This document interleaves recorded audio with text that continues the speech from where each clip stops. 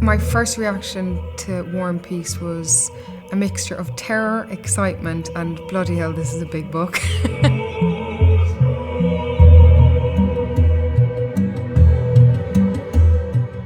It's a really young story. It's a story about love and loss and life and death and how people grow, and especially how the youth of 19th century Russia find an identity.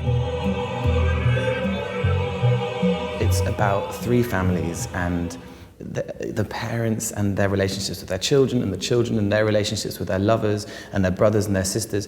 They're totally recognisable, sympathetic, everyday, universal norms, which everyone can relate to.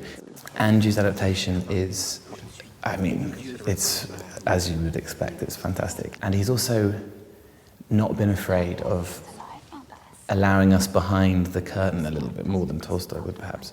So he sexed it up, as Andrew always does.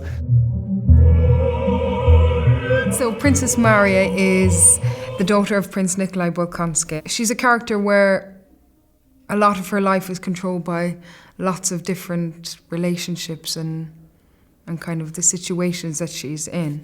And particularly the relationship with her father, who's an ex-army general and kind of instigates a very oppressive kind of hold over her. And that's what's so tragic about the relationship, is that it's because he loves her too much and is afraid of losing her ultimately. Les misérables, les incapables vauriens! L'armée est commandée par des idiots! Religion for Marya is kind of one of the most important things for her, and in the context of her family and her relationship, particularly with her father and the people who try to control her life, it's her coping mechanism and her survival tool.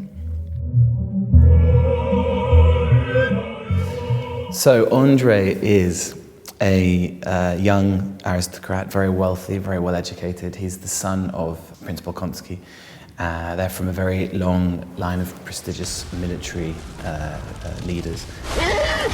Reculez, par pitié! On ne peut les contenir, général! Cessez le feu et rassemblez vos troupes. Les hussards de Pavlograd à la So I garde. think he's become incredibly disillusioned by that world. So I think that's what his cold exterior is about. It's a defense against that world. And then he's sort of coaxed out of it by his sister, by Natasha, by Pierre, and you start to see that there is a warm man who does love life, but is unable to love the life within that world. I think Princess Marya's relationship with Andrei is probably the most important to her, and I think she looks up to him so much, and he's her big brother and she adores him and will do anything to make him happy. They've formed a very, very close relationship, and really Marya is the closest friend and ally Andrei has, and I think vice versa as well. Filming War and Peace in St. Petersburg, in locations like Catherine's Palace, was extraordinary.